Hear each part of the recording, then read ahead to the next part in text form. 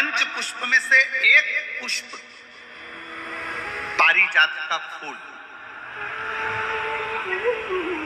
जिसको हार श्रृंगार का फूल भी कहते हैं, जिसको शिडली का फूल भी कहते हैं, पारिजात हार श्रृंगार।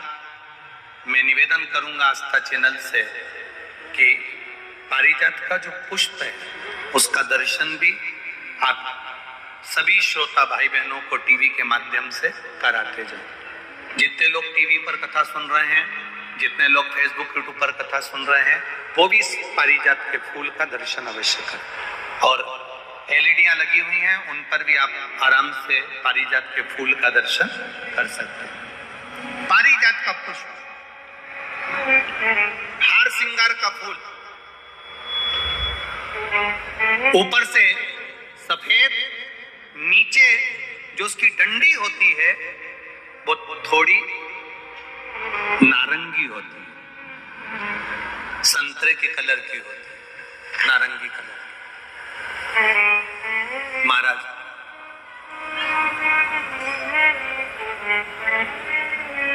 रात्रि में खिलने वाला ये फूल,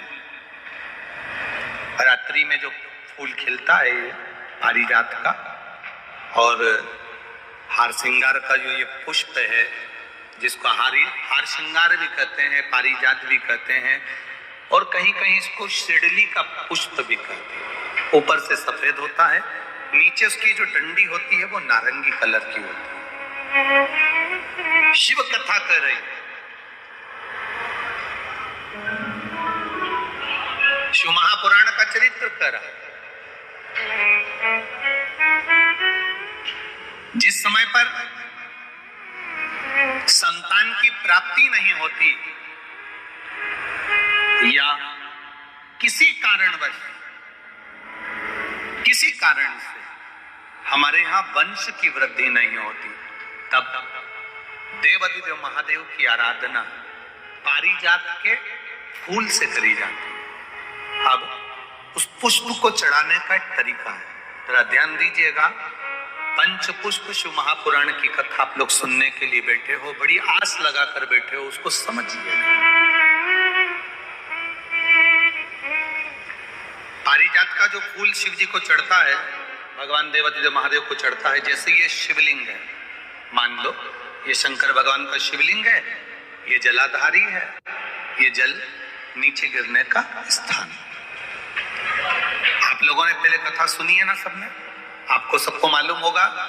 राइट में गणेश जी का स्थान, लेफ्ट में कार्तिकेय का स्थान, बीच में अशोक सुंदरी की जगह।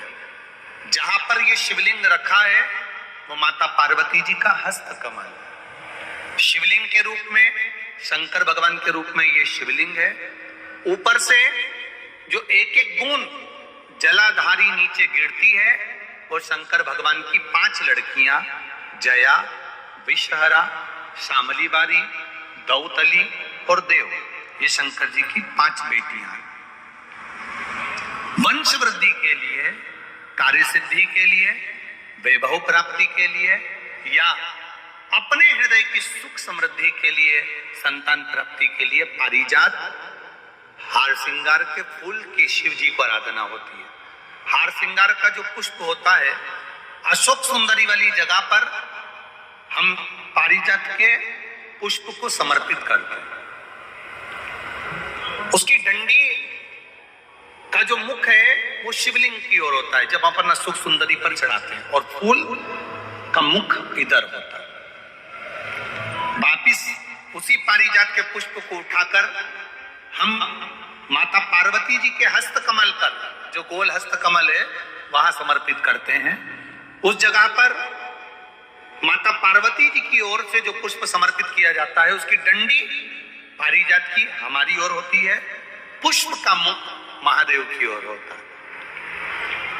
तीसरी जगह, जब हम पारिजात के पुष्प को अशोक सुंदरी पे से उठाकर जगत जननी के हस्त कमल पर रखते हैं, हस्त कमल पे से उठाकर देवाधिदेव महादेव के शिवलिंग पर रखते हैं, उस समय पर पारिजात के पुष्प की डंडी शिवलिंग के ऊपर होती है और फूल का मुख अपनी ओर होता है। इस जगह पर पारिजात के पुष्प की डंडी के केसर से ही महादेव को त्रिपुंड लगाया जाता है और महादेव से प्रार्थना करी जाती है। अब पारिजात के फूल का केसर कैसे बनाना है वो भी एक बार आप लोग अच्छे से समझे।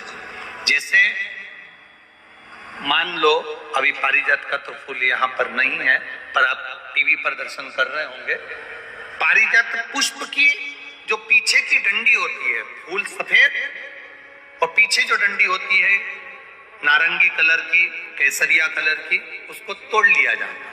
तोड़कर ऐसी 25-50 फूल की पीछे की डंडी को तोड़कर उसको रख दिया जाता है। उसको धूप में नहीं सुखाते, केवल घर में उसको एक कटोरी में या थाली में रख दो, वो धीरे धीरे सूख जाएगा। सूखने के बाद उसको पीस लो, पीसकर उसका चंदन तैयार हो जाएगा पारिजात फूल की उस डंडी का। और जिस समय वंश के लिए, सिद्धि के लिए, कार्य सिद्धि के लिए या वैभव प्राप्ति के लिए हम पारिजात का पुष्प देवादिदेव महादेव को समर्पित करते हैं, उस समय इसी को पानी में घोलकर देवादिदेव महादेव को जब आप लगाएंगे तो जैसे केसर घुलती है, केसर का जैसे कलर होता है, केसर जैसी सुगंध करती है, वैसे की वैसे ही ये पारिजात की जो डंडी आप लोगों ने सुखाई है, वही डंडी का जो चंदन बनाया है, शिव जी को लेपन करा है, उस समय पर अपने हृदय की बात आपने जो देवादिदेव महादेव को कही है, बस वही सुगंध हमारे जीवन में आना प्रारंभ हो जाती है। वो पारिजात हार श्रृंगार। अब जरा ध्यान दीजिएगा, हार श्रृंगार के पुष्प, पारिजात का जो पुष्प है, सोमवार की अष्टमी पड़ने पर यदि हम देवादिदेव महादेव की पारिजात के फूल से आराधना करते हैं, स्मरण करते हैं, तो उसका फल भी हमें अधिक प्राप्त होता है। पारिजात का पुष्प, हम तो यहाँ तक कहेंगे अगर आपके यहाँ हार श्रृंगार का पेड़ लगा हो, पारिजात का पुष्प यदि आपके यहाँ होता हो, रात को खिलता है, सवेरे मिलता है, ऐसा पारिजात का अगर वृक्ष आपके यहाँ लगा हो तो प्रयास करना। 12 महीने शिवरात्रि आती है, बोलो आती कि नहीं आती? आती है ना 12 महीने। 12 महीने शिवरात्रि आती है। कैलेंडर पर एक गोला बनाकर रख देना कि हमको ये शिवरात्रि आई है, हर महीने की शिवरात्रि तुम्हारे ध्यान में रहेगी।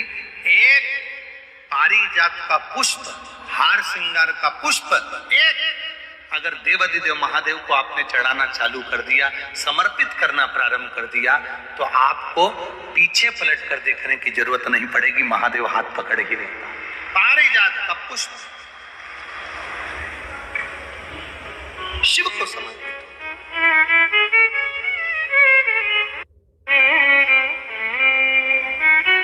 सफेद कलर का पुष्प है, आप टीवी पर दर्शन कर रहे होंगे। केसरिया कलर की, नारंगी कलर की उसकी डंडी है, भगवान शिव को समर्पित।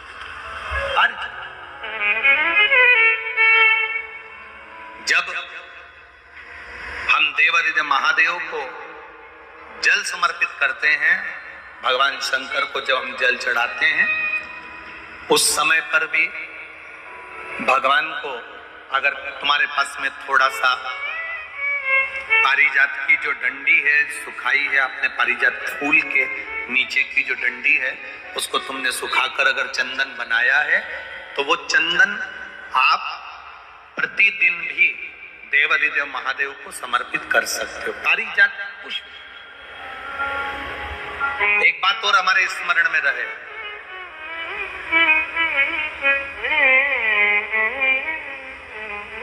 भगवान शिव को जो ये 5 तरह के पुष्प समर्पित करे जाते हैं, इन पुष्पों की डंडी जो पीछे लगी होती है, इसको तोड़ा नहीं जाता शिव जी को चढ़ाते समय। इसका स्मरण आपको रहे।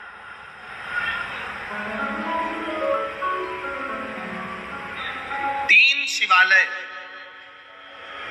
ऐसे हैं जहां पर पारिजात के पुष्प को समर्पित कर देने से, भगवान शंकर को अगर पारिजात का पुष्प समर्पित किया जाता है तो मनवांछित फल की प्राप्ति होती है।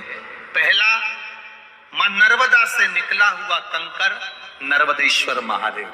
अगर कहीं नर्मदा जी के कंकर से शिवलिंग बना हुआ है तो मां नर्मदा के शिवलिंग पर पारिजात का पुष्प समर्पित होता है। दूसरा, जो शिवालय एकांत में हो,